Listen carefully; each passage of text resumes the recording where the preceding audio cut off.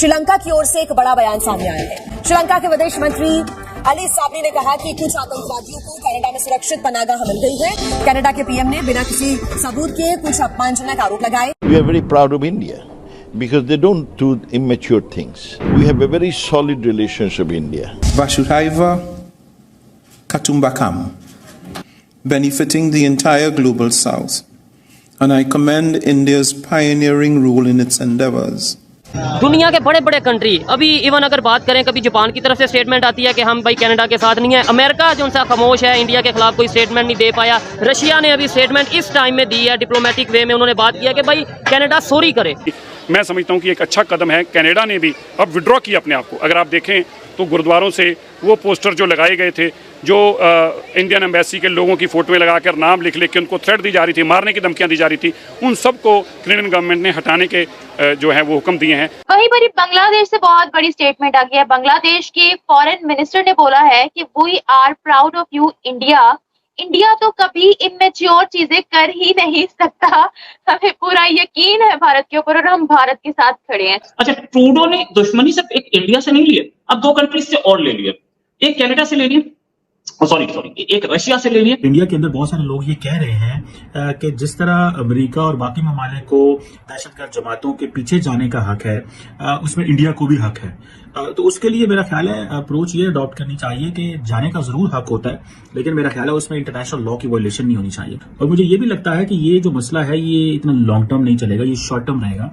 American interference इसमें इस मसले को दबाएगी, लेकिन इंडिया की तरफ से जो असर्टिव और सख्त एक एटीट्यूड दिखाया गया है कैनेडियंस को कि वीजे बंद कर दिए और पूरी दुनिया से बंद कर दिए, ये या तो फायर बैक करेगी या इसका जो है वो कनाडा को प्रेशर डालने में इंडियंस कामयाब हो। बड़े बड़े कंट्री, अभी इवन अगर बात करें, कभी जापान की तरफ से स्टेटमेंट आती है कि हम भाई कनाडा के साथ नहीं है। अमेरिका जो उनसा खामोश है, इंडिया के खिलाफ कोई स्टेटमेंट नहीं दे पाया। रशिया ने अभी स्टेटमेंट इस टाइम में दी है, डिप्लोमेटिक वे में उन्होंने बात किया कि भाई कनाडा सॉरी करे। क्या कहना चाहेंगे कि दुनिया के बड़े कंट्रीज जो उनसे हैं वो इंडिया के साथ खड़े हैं और कनाडा इस टाइम परेशानी के आलम में नजर आ रहा है? क्योंकि इंडिया की जितनी बड़ी माशियत है, कोई भी कंट्री जो है अपना उसके साथ बिजनेस खराब नहीं करना चाहती। उन्हें अपने बिजनेस के लिए, अपनी माशियत के लिए इंडिया की हर गलती को भी नज़रअंदाज करना पड़ता है। ठीक है। अब एक कैनेडियन वज़ीर आज़म ने स्टांस लिया है, लेकिन कोई भी दुनिया का दूसरा बड़ा ममालिक उसके साथ खड़े होने को तैयार नहीं है। वजह उसकी माशियत, उसका इकॉनमी जो है, उस वजह से कोई भी उन्हें छोड़ने को तैयार नहीं। अच्छा, उनके जो फॉरेन मिनिस्टर हैं भारत के, इंडिया के, उन्होंने ये बोला कि भाई इल्ज़ाम लगाओ आपका हक है, लेकिन ये साथ सबूत भी दो। बगैर सबूत के आपने ये स्टेटमेंट दे दिया, इससे हम जो उनसे आपको बॉयकॉट भी करेंगे और आप मतलब ये आने वाले टाइम में मुश्किल होगी। जाहिर बात है कि आलमी अदालतें, आलमी दुनिया उनके साथ इंडिया के खड़ी है, जिस वजह से वो इतनी बढ़ के चक बक करते हैं। अदरवाइज सबको पता है, सबूत भी मौजूद हैं। कैनेडियन वज़ीर आज़म जिसकी एक कोई रिप्यूट है, वो झूठ थोड़ी बोलेगा। अगर आज के दौर में वही अपने पाकिस्तान की बात करते हैं, हमारे साथ इस तरह की कोई सिचुएशन बनी होती है, आपको लगता है कि कोई हमारे साथ खड़ा होता? कोई भी नहीं खड़ा होता, क्योंकि हमारे सियासतदान जो है वो खुद नहीं अपने साथ खड़े होते। ये चीज़ है, बड़ी चीज़ मेन यही है। जो खड़ा हुआ था वो आज आपको पता है कि जेल में है। तो टेररिज्म को सपोर्ट करना, राइट, टेररिज्म के लिए पैसे इकट्ठा करना, टेररिज्म के लिए ब्लैक से वाइट करना, वाइट से ब्लैक करना, दाएं बाएं बैंकों का, हुंडी का, हवाला का चैनल इस्तेमाल करके टेररिज्म के लिए पैसे फैलाना, इकट्ठा करना, यही तो पाकिस्तान करता था। इसलिए पाकिस्तान एफएटीएफ की ग्रे लिस्ट में था। एक इन्वेस्टिगेशन होना चाहिए कि एफएटीएफ की ग्रे लिस्ट में कनाडा क्यों नहीं है यार। ये देश खालिस्तानियों को पनाह दे रहा है, खालिस्तानी वहां पे पैसा इकट्ठा कर रहे हैं।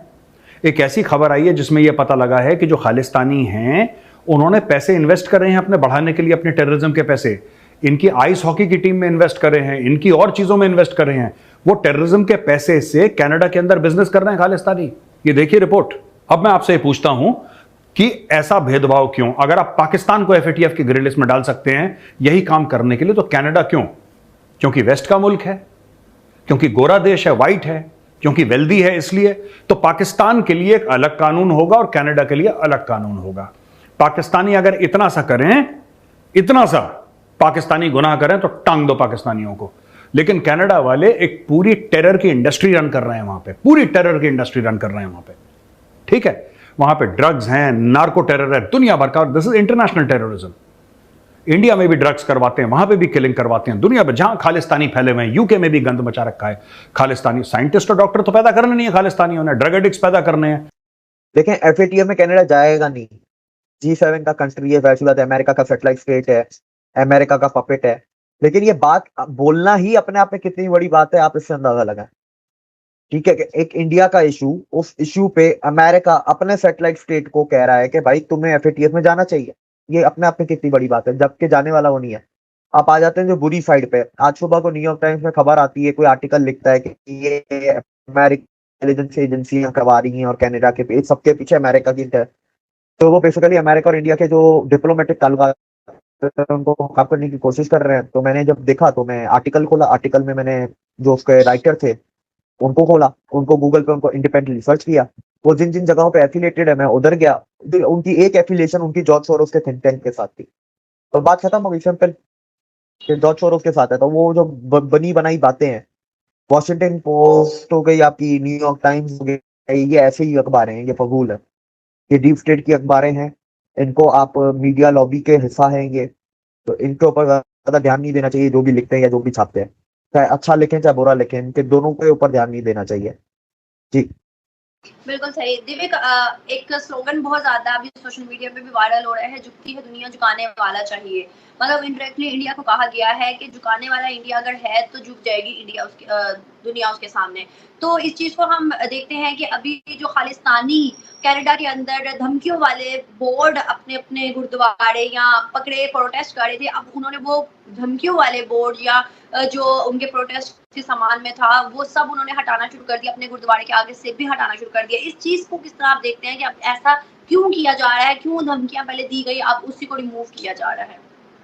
देखिए इसमें अब तीन चीज है। पहली चीज तो दो स्लोगन है, दुनिया झुकाने वाला जो चाहिए, तो वो ये तो मोदी जी ने 2013-14 में कह दिया था, प्राइम मिनिस्टर बनने से भी पहले आपकी अदालत के इंटरव्यू में, कि हमारी पुरानी सरकारों ने सही तरीके से इस मुल्क की पोटेंशियल को अनलीश ही नहीं किया, ना इस्तेमाल किया है, नहीं तो ये इस मुल्क में इतनी ताकत है, 140 करोड़ की आवाम दुनिया को झुकाने की ताकत रखता है। तो ये उन्होंने तभी बोल दिया था, वो वीडियो भी अवेलेबल है।